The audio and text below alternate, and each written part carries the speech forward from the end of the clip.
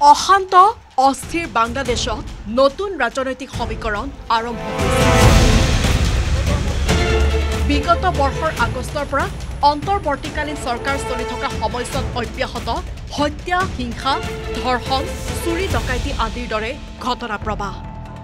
তাৰ মাজতে ভাৰত বিৰোধী শক্তিয়ে চুবুৰীয়া দেশখনত সবল স্থিতি গ্ৰহণ কৰিছে। এনে জটিল সন্ধিক্ষণত বাংলাদেশৰ নিৰ্বাচন আয়োগে দিলে নতুন খবৰ। ডিচেম্বৰত নিৰ্বাচন অনুষ্ঠিত কৰিবলৈ সাজু নিৰ্বাচন আয়োগ। ডিচেম্বৰ নহলে 2026 জুনত হ'ব নিৰ্বাচন। ইতিমধ্যে আপনারা জেনে থাকবেন যে ডিসেম্বর এবং 2026 জুন এই দুইটা টাইম লাইন ঘোষণা হয়েছে এবং ডিসেম্বরকে সামনে রেখেই আমরা যাতে শিডিউল ডিক্লেয়ার করতে পারি সেই প্রস্তুতি আমরা নিচ্ছি।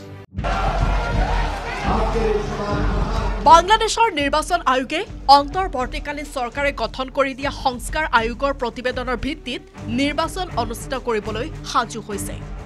এনে সময়তে বৃহস্পতিবাৰে দেশখনৰ অন্যতম ৰাজনৈতিক দল বিএনপিয়ে আয়োজন কৰিলে সুদীৰ্ঘ 7 বছৰৰ পাছত বৰ্ধিত কাৰ্যনিৰ্বাহক।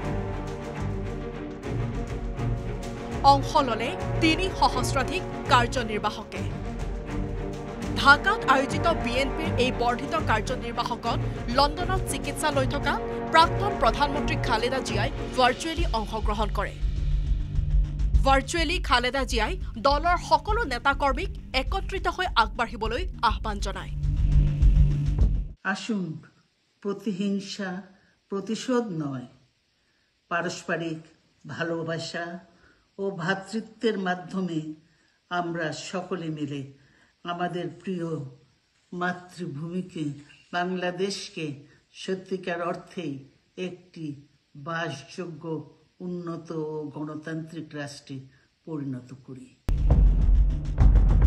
দলৰ বৰ্ধিত কাৰ্যনিৰ্বাহকত ভাৰ্চুৱেলি লণ্ডনৰ পৰাই অংশগ্ৰহণ কৰে বিএনপিৰ ভাৰপ্ৰাপ্ত অধ্যক্ষ তারেক রহমানেও। আপনাকে যদি অনুমতি না দেয় তাহলে কি ভোট হবে না? ভোট তাদের অধিকার, ভোট হতে হবে। কাউন্সিলরদের অধিকার, নেতাকর্মীর অধিকার, ভোট বন্ধ করা যাবে। ভোট বন্ধ করা যাবে। আমরা দ্বিতীয় অধিবেশনে যাচ্ছি। ভাৰত বিৰোধী বিএনপিৰ এই কাৰ্যনিৰ্বাহকত দলটোৰ জ্যেষ্ঠ নেতা তথা প্ৰাক্তন গৃহমন্ত্ৰী লুৎফুজ্জামান বাবৰেও এনেদৰে আহি অংশগ্ৰহণ কৰে। Bureau' report, news 18 Assam north east.